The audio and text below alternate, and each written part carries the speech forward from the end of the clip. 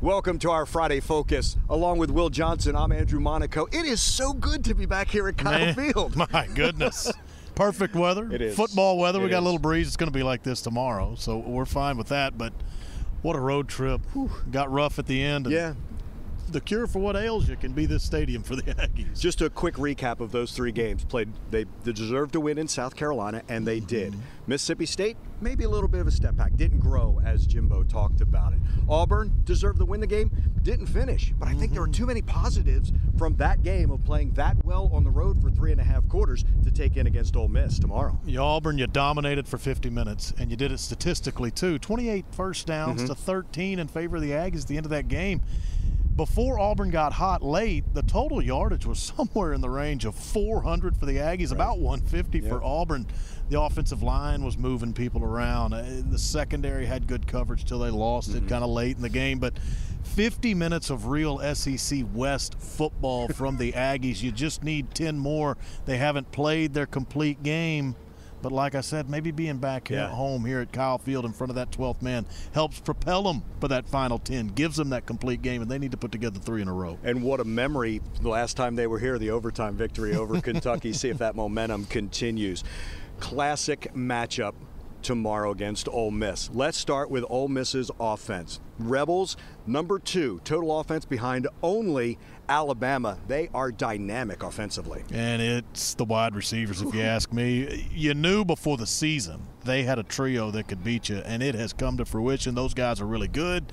DK Metcalf, DeMarcus Lodge, A.J. Brown, they're so hard to cover. But the thing is, Andrew, this can't all be pinned on the secondary tomorrow. No. You can't just ask those guys to lock down the Ole Miss receivers and stay with them. It doesn't work that way.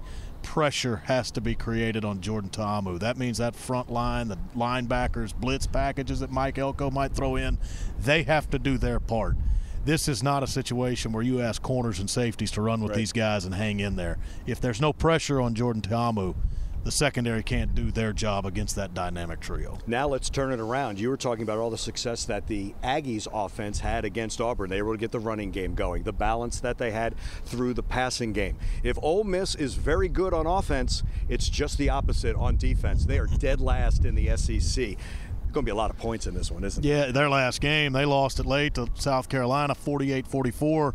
Ole Miss in their SEC games, they're allowing right around 40 points per contest. So A&M, what do you got to do? You got to run the ball. Yeah. They can run the ball. They did it so well against Auburn. They can do it against Ole Miss.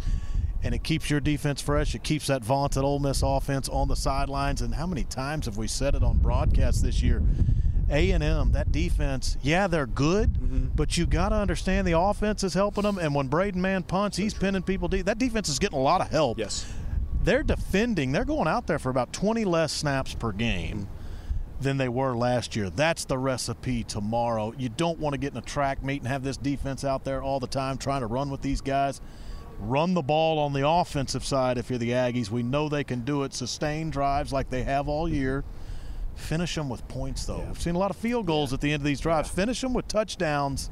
And if you're scoring 7 while running the football and keeping your own defense on the sidelines, that's the recipe for victory tomorrow. So what we want to see, Jimbo said he was disappointed in the result, but not the effort by the Aggies against Auburn. But one specific thing he mentioned, got to finish in the red zone. Oh, man. That's the one thing. Finish the game, but also finish in that red zone. And you're right, it's got to be 6, not 3 when you get there. You have to come away with something, let's say that, but you love to come away with a touchdown. Auburn, 4 trips to the red zone, 4 touchdowns. A&M, there was a field goal in there. There was a missed field goal in there on their red zone trips.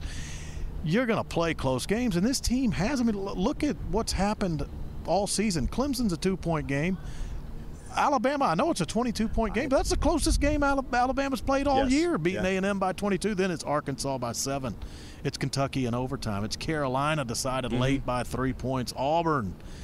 Mississippi State was a 15-point game, but we know that could have been a lot closer. It was closer until Nick Fitzgerald took off and sealed exactly. it. Yeah. And the red zone matters so much. Sure and does. if you're going to play a one-possession game, those 2 or 3 possessions into the red zone, what you get out of them matters. And Jimbo talks about when an opportunity arises, you got to take advantage in this league because opportunities don't happen quite often against the defenses you play. Now, I think A&M gets more opportunities down there tomorrow. Agreed. Because I don't know, like you said, I don't know if Ole Miss necessarily has the SEC West caliber defense.